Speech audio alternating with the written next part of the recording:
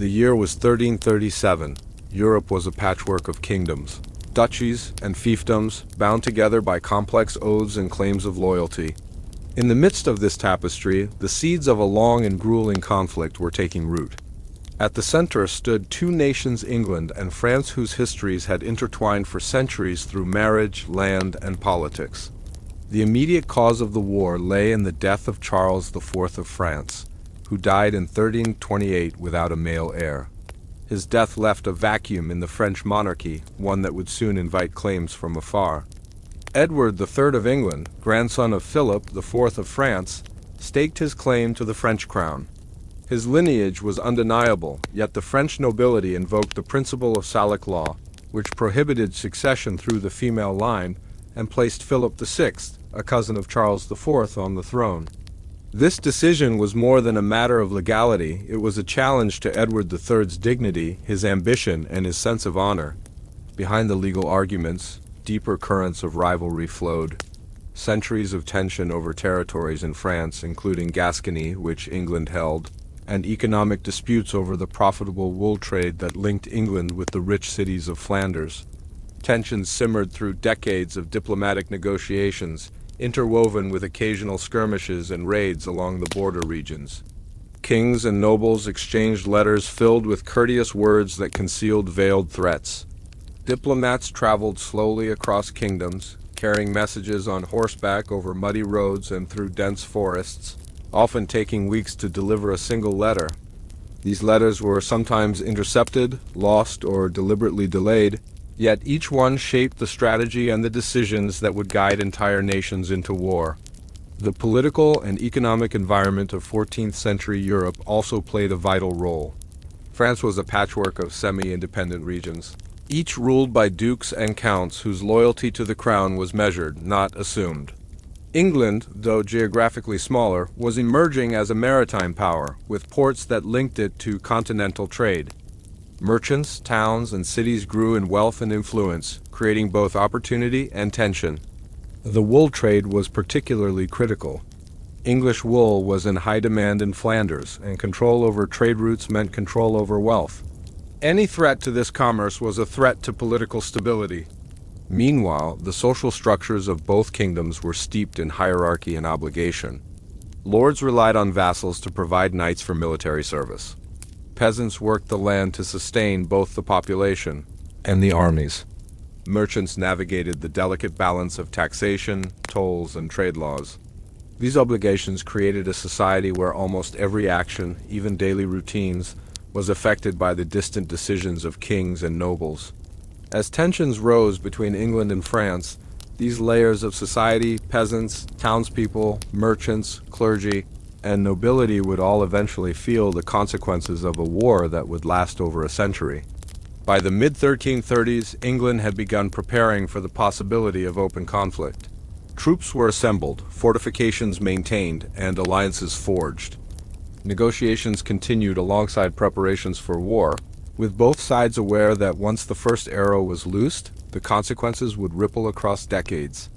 In villages, peasants noticed an unusual movement of soldiers and knights, and rumors spread of impending battles.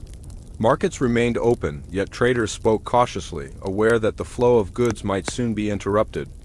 Even in the quiet corners of monasteries, monks recorded the events of the time, aware that history itself was being written, though they could not foresee the scale of what was to come.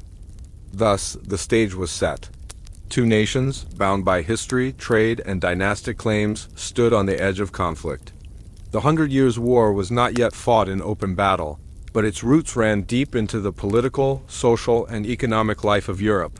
What began as a question of succession and territorial control would evolve into a series of campaign sieges and struggles that would reshape kingdoms, alter the lives of millions, and leave a mark on the very fabric of medieval Europe.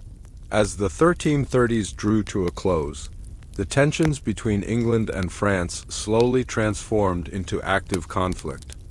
In 1337, Edward III formally declared his claim to the French crown, a decision that marked the official beginning of what would become the 100 Years' War. At first, the English efforts were carefully calculated, designed to assert dominance without provoking unnecessary widespread destruction.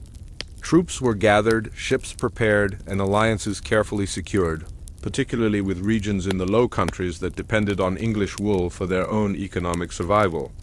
The initial campaigns were largely focused on territorial control and strategic positioning. Gascony, an English-held province in southwestern France, became a focal point. English forces moved cautiously to defend their holdings, often using small, mobile units to patrol borders, escort trade caravans, and deter raiding parties. Villagers living along these contested lands experienced a subtle but constant tension. Farmers would watch the roads for signs of armed men, while merchants weighed the risks of sending goods across territories that might soon see skirmishes. By 1340, Edward III had assembled a substantial army and launched a campaign in northern France. The siege of Tournai, though ultimately indecisive, was an early example of the protracted nature of medieval warfare. Soldiers spent weeks encamped outside the city, erecting makeshift fortifications, maintaining supply lines, and preparing siege engines. The daily life of these soldiers was filled less with combat and more with routine, sharpening weapons, tending horses, cooking meals over open fires, and performing drills. Chroniclers of the time recorded these campaigns in meticulous detail, noting the challenges of mud-filled roads, unpredictable weather, and the slow pace of medieval logistics. In 1346, the conflict escalated with one of the most famous battles of the early war. The Battle of Crécy. Edward III led his forces across northern France, navigating forests, rivers, and open fields. His army was composed not only of knights in shining armor, but also of longbowmen, whose skill with the English longbow would prove decisive. The battle itself, though brutal, was a carefully orchestrated engagement rather than a chaotic clash. The English positioned themselves on a slope, allowing the longbowmen to rain arrows upon advancing French cavalry. Though thousands fell, the precision of medieval military planning and the discipline of the English forces ensured that the outcome was largely controlled by strategy rather than chance. After Crécy, attention turned to the capture of Calais in 1347, a port city of strategic importance. English forces laid siege to the city for nearly a year. Life in a siege was slow and methodical. Soldiers built earthworks, dug trenches, and maintained constant watch over enemy movements. Civilians trapped within the city endured shortages of food and clean water, while those in surrounding villages prepared for the potential spread of conflict. Chroniclers noted the psychological strain of waiting, the monotony of days broken only by occasional skirmishes, the constant anticipation of attack, and the subtle but persistent fear of disease spreading through crowded encampments. By the mid-1350s, the war had become intertwined with another devastating event, the Black Death. Sweeping across Europe, the plague killed millions, reducing the population and disrupting both armies and economies.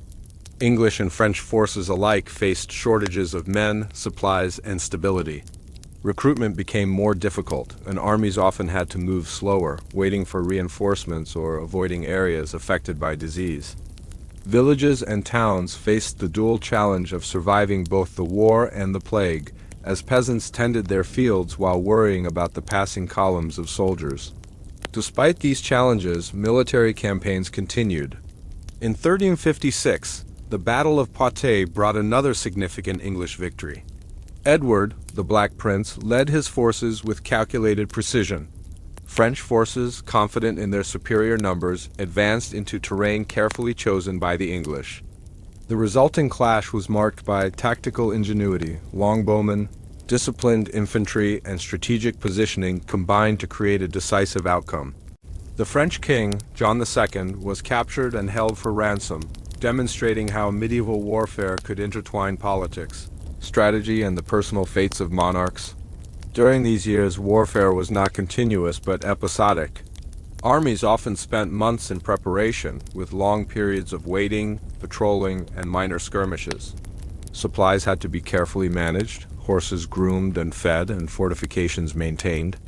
Chroniclers of the time often spent more ink describing these aspects than the battles themselves, reflecting the reality that medieval war was as much about endurance, planning, and logistics as it was about combat. By the end of the first half-century of the war, both England and France had experienced significant territorial gains and losses. The political landscape shifted repeatedly, alliances formed and dissolved, and ordinary people, peasants, merchants, and townsfolk continued their lives under the constant shadow of military movements. Trade routes were disrupted, markets fluctuated, and local governance had to adapt to changing military realities. The Hundred Years' War, though often narrated in terms of battles and kings, was in truth a complex web of strategy, economics, and social adaptation, setting the stage for generations of continued conflict and transformation. As the war unfolded across France and England, its effects rippled far beyond the battlefield. For the nobility, war meant the constant raising of funds to pay soldiers, maintain castles, and provision armies. Taxation increased, placing a heavier burden on the peasantry in towns. Kings imposed levies on land, goods, and income, often requiring payments in grain, livestock, or coin. These financial pressures disrupted everyday life, altering traditional routines and prompting shifts in local economies. Peasants, who formed the majority of the population, faced a precarious existence. Fields could be abandoned when armies passed nearby, livestock seized for food, and homes destroyed in raids. Crop cycles were interrupted, leading to scarcity and rising prices. Villages along contested territories often built rudimentary defenses, palisades, or earthen walls to protect themselves from foraging soldiers. Yet, even with these precautions, the daily work of sowing, harvesting, and tending animals was complicated by the constant threat of disruption. Markets, which had long been centers of commerce and social life, experienced significant fluctuation. Merchants traveling from one town to another faced uncertain routes, as bridges could be destroyed, roads rendered impassable, or checkpoints controlled by hostile forces. Goods that had once moved freely, wool, grain, cloth, and wine, became subject to inspection, seizure, or delay. In Flanders, where English wool supported the local textile industry, the war's impact was felt both economically and politically. Cities dependent on trade faced difficult choices: support one kingdom, remain neutral, or attempt to negotiate with both sides. The Black Death, which struck in the middle of the 14th century, intensified these social and economic pressures. Villages and towns saw sudden, massive declines in population. Labor shortages allowed some peasants to demand higher wages or better conditions, while others faced increased exploitation as local lords struggled to maintain revenue. The combination of war and plague created cycles of scarcity and adjustment. Fields went unplowed, granaries emptied, and communities had to reorganize their labor and production to survive. For soldiers, the social and economic dimensions of the war were equally complex. Many were professional men-at-arms, hired through contracts that outlined pay, provisions, and expectations. Others were levied from local populations, with peasants serving temporarily under their lords. The promise of plunder or ransom could supplement meager wages, but it also imposed responsibilities. Soldiers had to manage supplies, maintain armor, and ensure the health of horses' resources that were themselves affected by the broader economic climate. Supply lines were slow, often disrupted by weather, disease, or enemy interference. Nobles and kings were also engaged in a constant game of negotiation and diplomacy, balancing military ambitions against the realities of economics and social unrest. Treaties such as the Treaty of Bretigny in 1360 sought to establish temporary peace, redistribute territories, and manage financial obligations. These agreements, though negotiated at the highest levels, had immediate consequences for ordinary people. A village that had belonged to one lord could suddenly find itself under another, changing local customs, taxation, and allegiances. Cultural life continued, albeit under strain. Townsfolk maintained festivals, fairs, and religious ceremonies, though often at reduced scale. Guilds continued to regulate crafts and trade, ensuring that production standards persisted even in difficult times. Education, writing, and the arts endured in monasteries, universities, and noble courts. Illuminated manuscripts, chronicles, and letters from this period reveal not only the struggles of daily life, but also the continuity of intellectual and artistic pursuits despite war and plague. Religious institutions played a crucial stabilizing role. Churches provided spiritual guidance, mediated disputes, and organized charitable support for the poor and sick. Monasteries often served as centers for food storage and medical care, especially during plague outbreaks. The church's influence also extended into the military sphere, as clergy sanctioned campaigns, blessed armies, and negotiated truces. For villagers, monks, and priests alike, faith was both a source of comfort and a framework through which the chaotic events of war were understood. The 100 Years' War fundamentally altered the relationship between rulers and subjects. The growing need for taxation, labor, and military support fostered new administrative structures. Royal officials, tax collectors, and bureaucrats became more prominent, extending the influence of the crown into previously semi-autonomous regions. In England, Parliament began to play a more active role in approving taxes and monitoring royal expenditures. In France, the monarchy gradually consolidated power in response to both internal revolts and external threats. By the late 14th century, the war had transformed the economies and societies of both kingdoms. England had become more dependent on maritime trade and wool exports, while France had strengthened local administration and territorial control. Villages and towns had adapted to survive under the combined pressures of warfare and plague. Ordinary people, peasants, merchants, soldiers, and clergy had endured a century of uncertainty, shaping new patterns of work, governance, and community life that would carry forward into the 15th century. The social and economic consequences of the war illustrate a broader truth. Medieval conflict was never just fought on the battlefield. It extended into homes, markets, fields, and churches. Every coin collected, every plow turned, every letter sent carried the subtle imprint of war. And in this way, the 100 Years' War was not only a story of kings and battles, but also a story of societies adapting, enduring, and transforming under the weight of unprecedented challenges.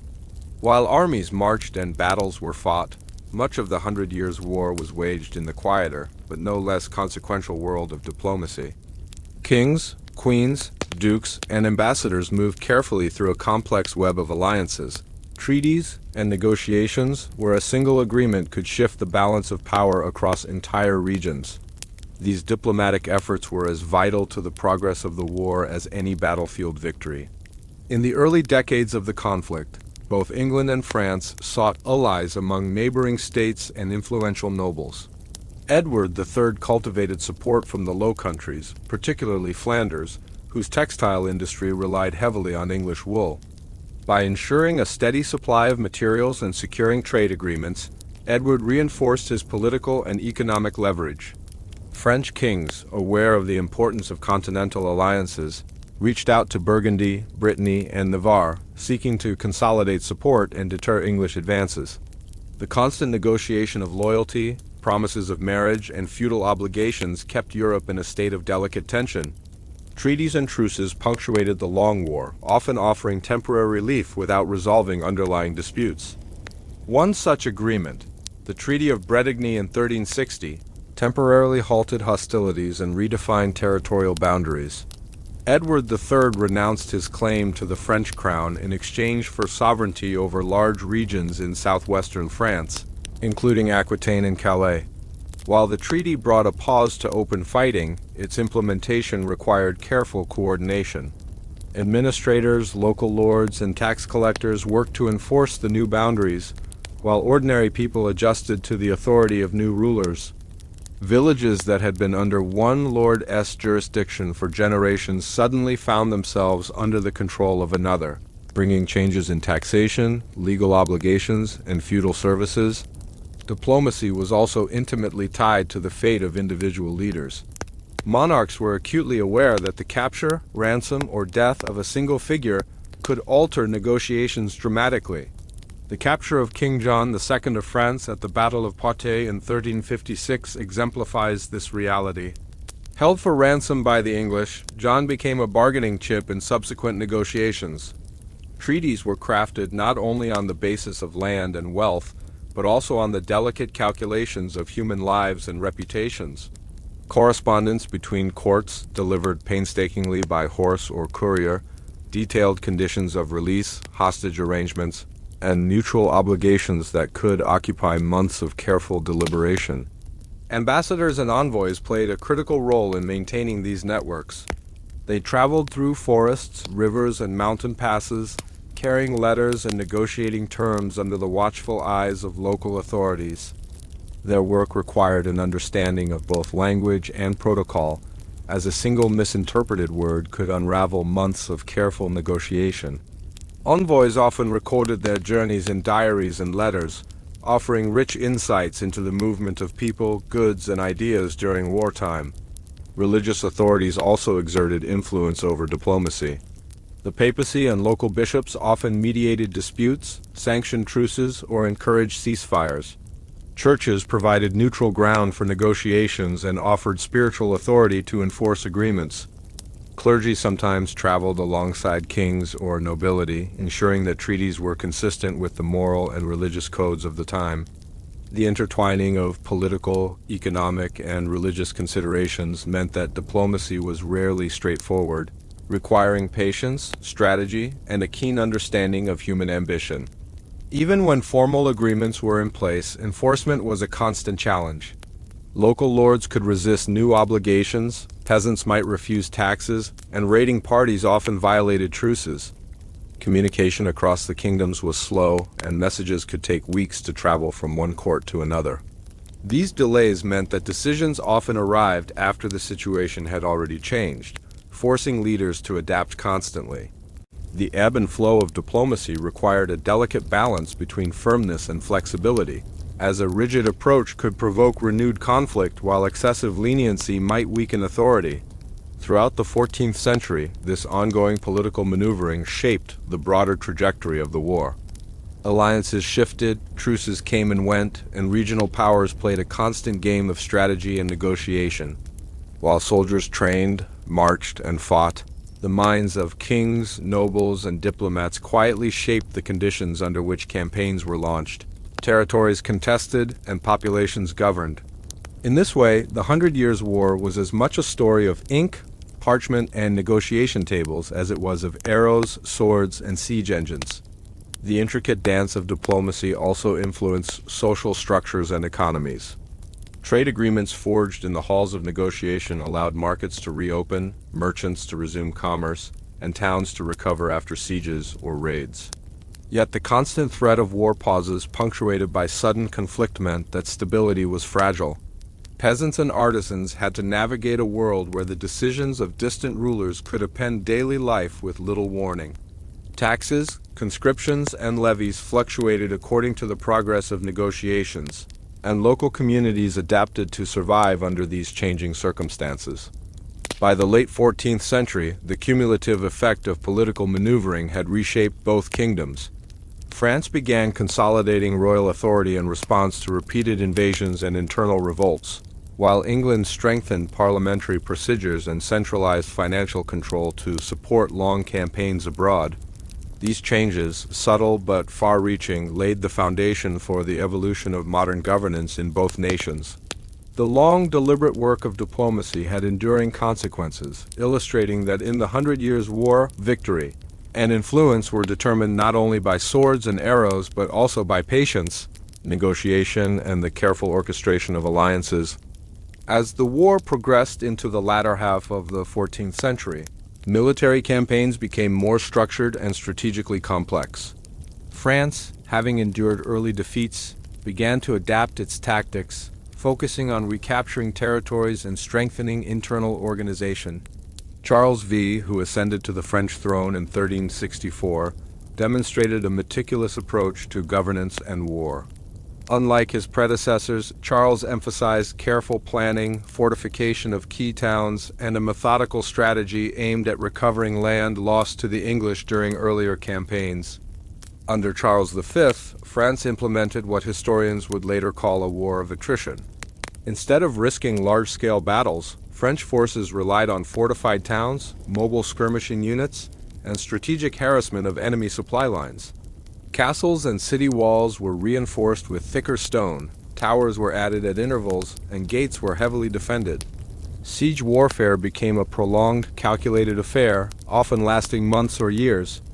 For soldiers, life in a siege involved building fortifications, guarding perimeters, maintaining weaponry, and managing supplies work that required endurance, patience, and careful coordination. Meanwhile, England faced its own challenges. Political instability at home, combined with the immense cost of maintaining armies abroad, placed pressure on Edward III and later on his son, the Black Prince Edward of Woodstock.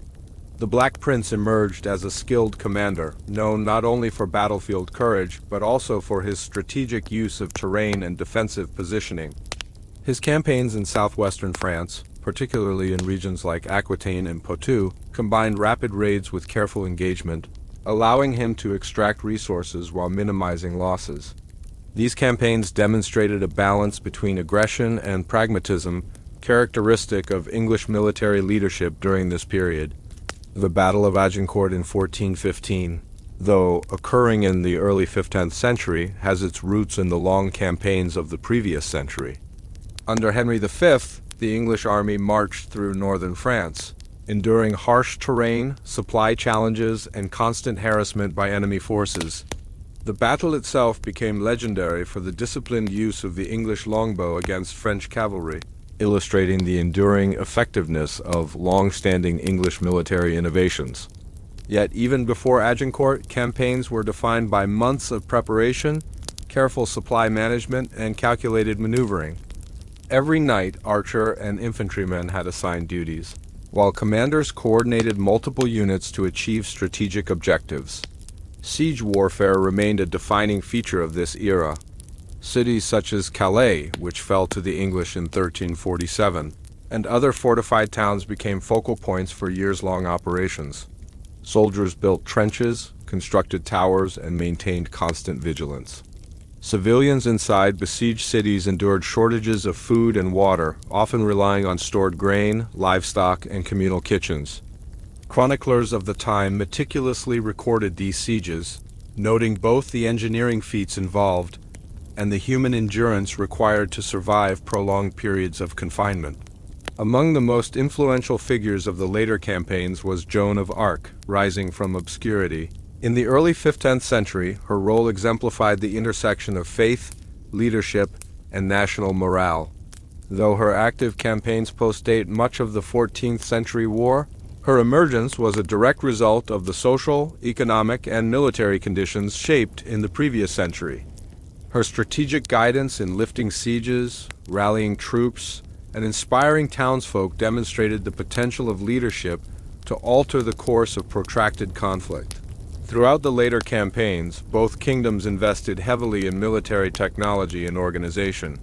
Armor evolved to provide better protection while allowing mobility, and weapon designs became more specialized for both mounted and infantry units. The logistics of feeding and equipping large armies required the development of supply networks, including depots, transport by river and road, and careful record-keeping. Recruitment expanded beyond traditional feudal levies, incorporating mercenaries and professional soldiers who were compensated according to contracts, sometimes supplemented by plunder or ransoms. Key figures on both sides influenced not only the conduct of battles but also broader political outcomes.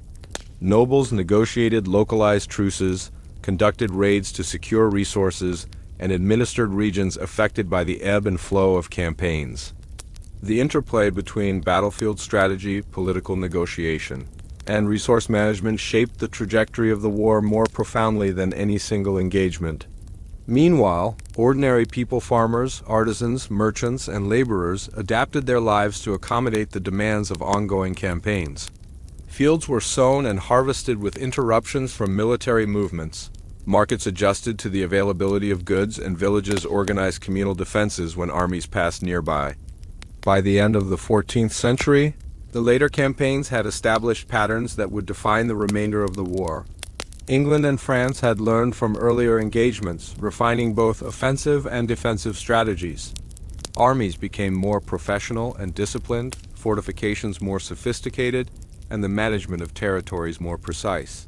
These developments reflected a deeper understanding of the complex nature of prolonged conflict, in which endurance, organization, and adaptability were as crucial as martial skill.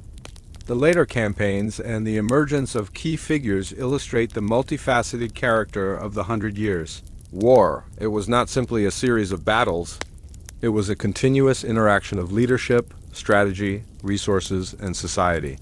Every siege, march, and negotiation left lasting effects on populations, landscapes, and political structures. The war shaped the evolution of military practice, the consolidation of royal power, and the everyday experiences of people across both kingdoms, setting the stage for the final century of this prolonged and transformative conflict.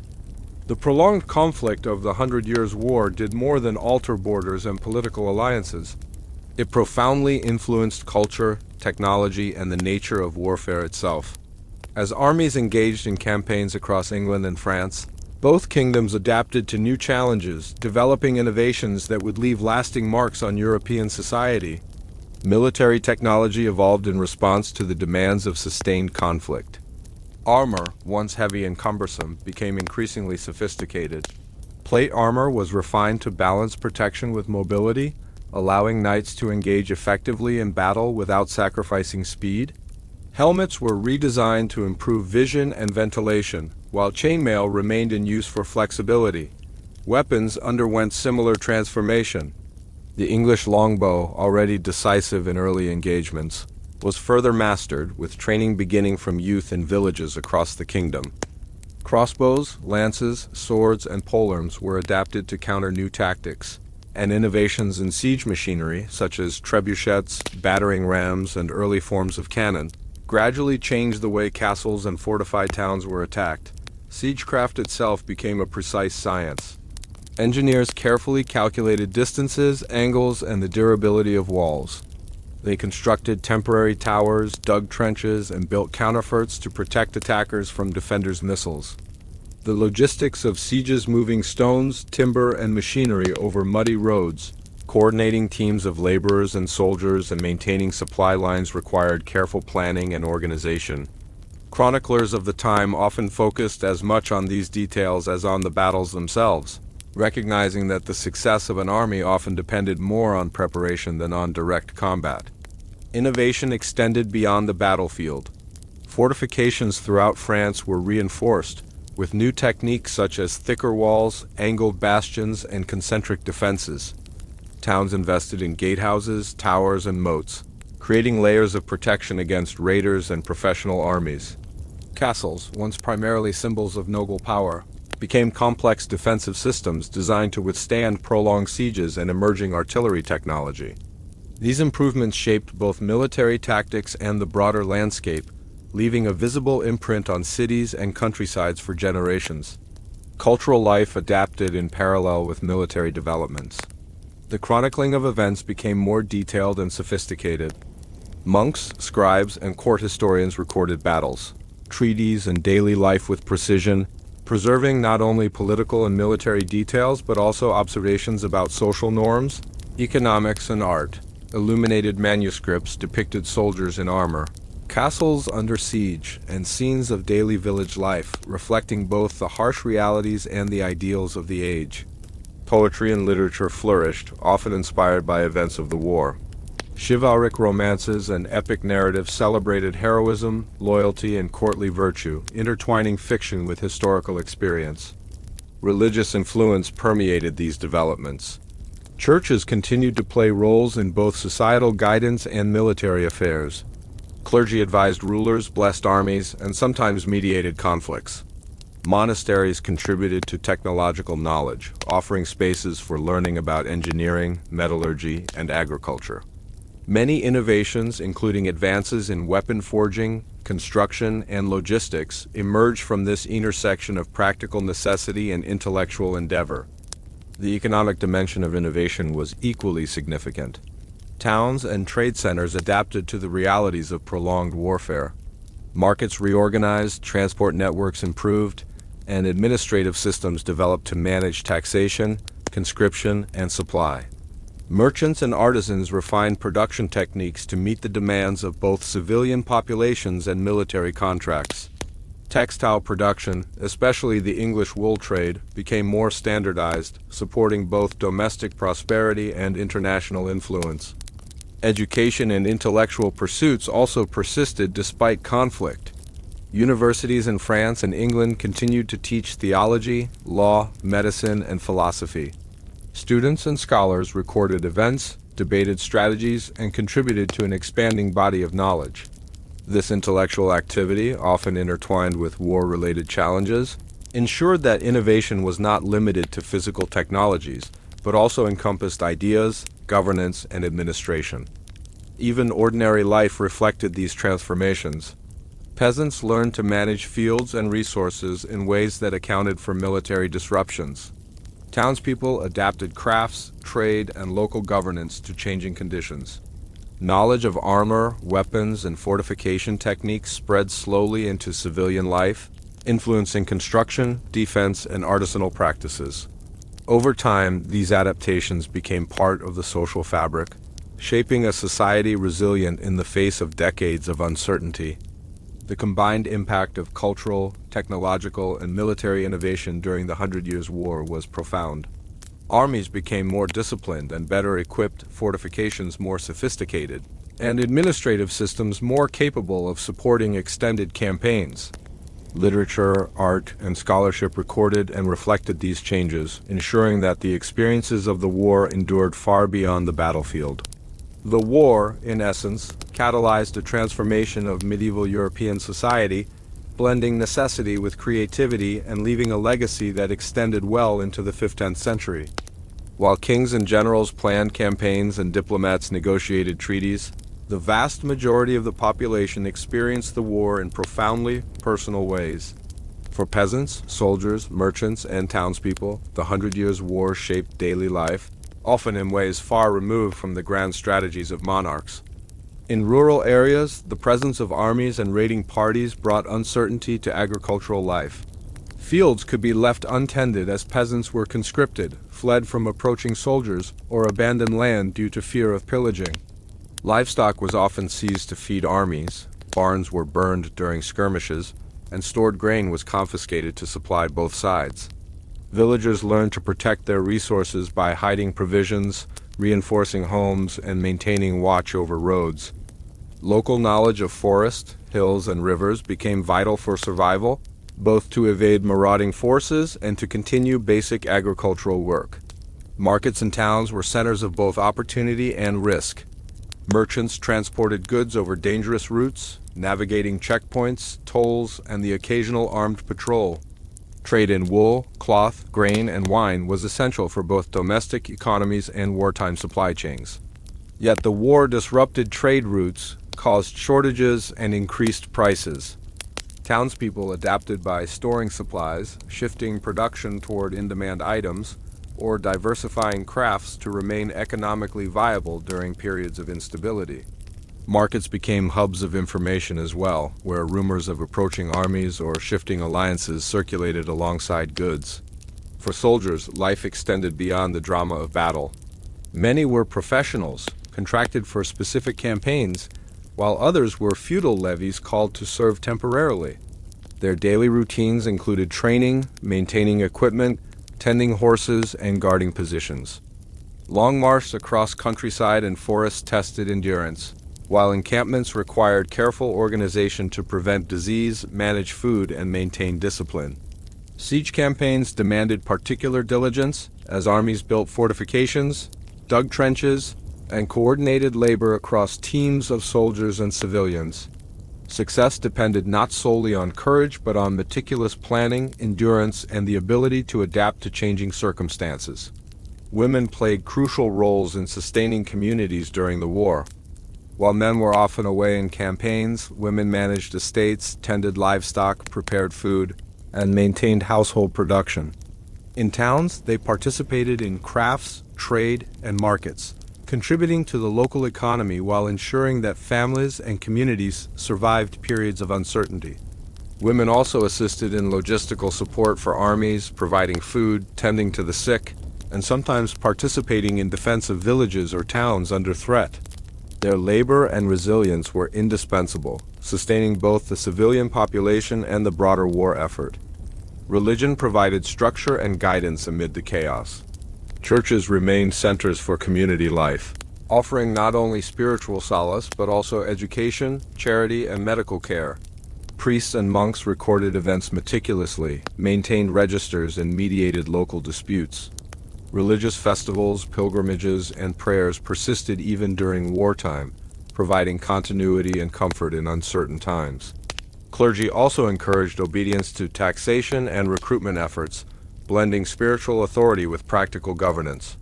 The cumulative effects of war on daily life were profound. Communities adapted by creating local militias, reinforcing village defenses, and coordinating relief during sieges or outbreaks of disease. Families developed strategies for survival, from storing food to relocating temporarily. Economic networks evolved to accommodate disruption, ensuring the continued exchange of goods and services despite the uncertainty of long campaigns. Education, crafts, and culture persisted, often adjusting to the constraints imposed by war. Literacy, record-keeping, and artistic expression allowed communities to preserve memory, maintain identity, and document the extraordinary circumstances they endured. The psychological impact was equally significant.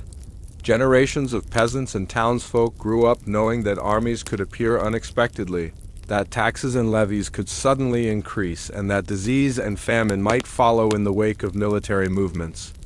These experiences shaped behavior, social norms, and resilience. Villagers learned to rely on networks of neighbors, extended family, and local authorities to mitigate risk.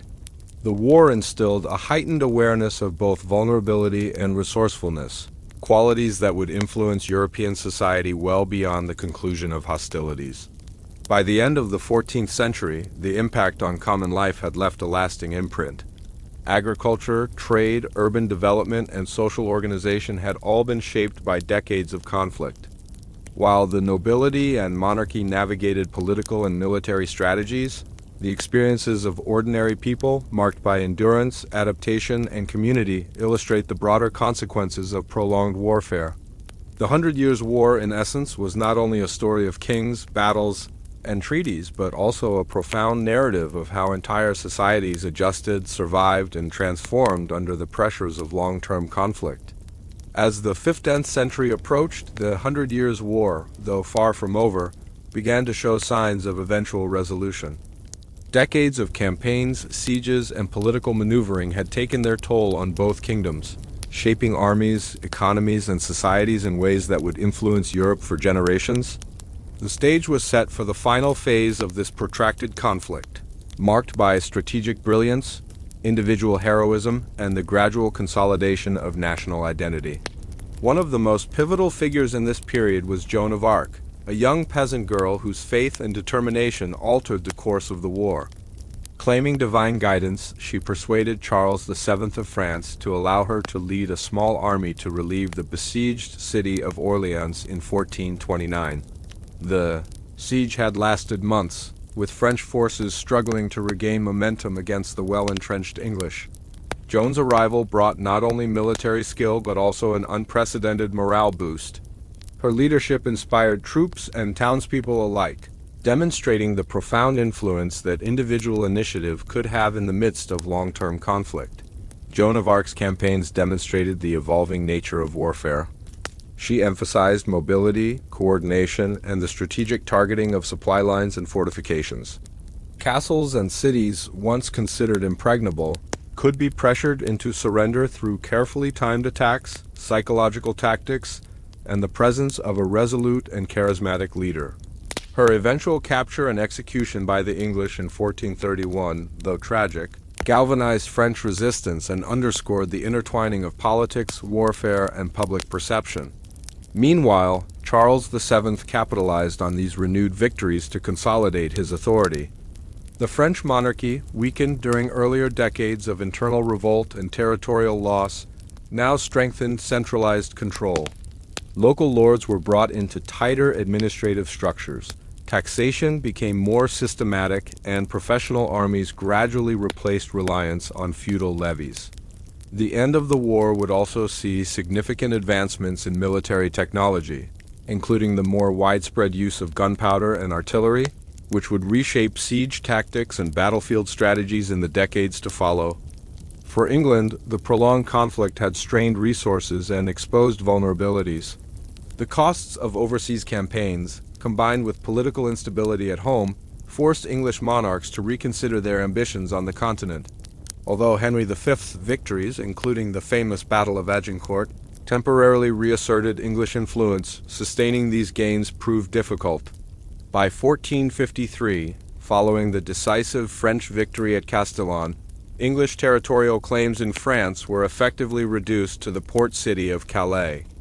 This marked the conclusion of the Hundred Years' War, ending over a century of intermittent but transformative conflict. The long-term effects of the war were profound. In France, the monarchy emerged stronger, having centralized authority and reasserted control over previously contested territories. Local governance improved, professional armies became standard, and national identity began to coalesce around shared language, culture, and collective memory of resistance. In England, political and economic shifts took hold. Parliament's role in taxation and governance strengthened, trade networks expanded, and the focus turned inward, laying the groundwork for future domestic and overseas developments. Socially, the war's impact was enduring. Populations had adapted to repeated disruptions, demonstrating resilience and innovation. Villages and towns had developed defensive strategies, economic networks, and administrative systems capable of managing both scarcity and uncertainty. Labor shortages resulting from plague and war had transformed agriculture and craft production, giving rise to new social mobility and economic practices.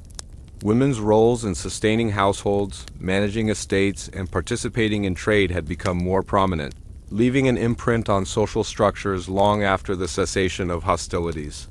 Culturally, the war inspired chronicles, literature, and artistic expression that preserved its memory for generations.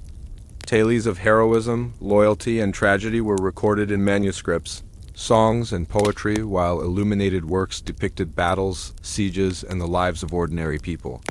The Hundred Years' War, therefore, was not only a political and military event, but also a profound cultural phenomenon that shaped historical consciousness in both England and France. The landscape itself bore the scars and the marks of transformation. Castles and towns, rebuilt or fortified, reflected the lessons learned from centuries of siege warfare. Roads, trade centers, and markets had adapted to new economic realities, while fortified cities provided both security and administrative centers for emerging national structures. Military innovations, from longbow tactics to early artillery, informed future conflicts and influenced the development of professional armies across Europe. In essence, the Hundred Years' War was a catalyst for change. It accelerated centralization of power in France, reshaped English political structures, and transformed social and economic life in ways that would endure well into the Renaissance. It created a sense of national identity rooted in shared experience, struggle, and memory. Villages, towns, and cities adapted, populations endured, and societies evolved. The war's legacy extended far beyond battlefields, influencing governance, culture, technology, and the everyday lives of people across generations. By the time peace settled over France and England, both kingdoms had been irrevocably changed. The lessons of endurance, adaptation, and innovation carried forward, providing a foundation for the social, economic, and political transformations that would define late medieval and early modern Europe. The Hundred Years' War, long and often devastating, left behind a continent more centralized, more strategically aware, and more culturally vibrant than it had been at its onset.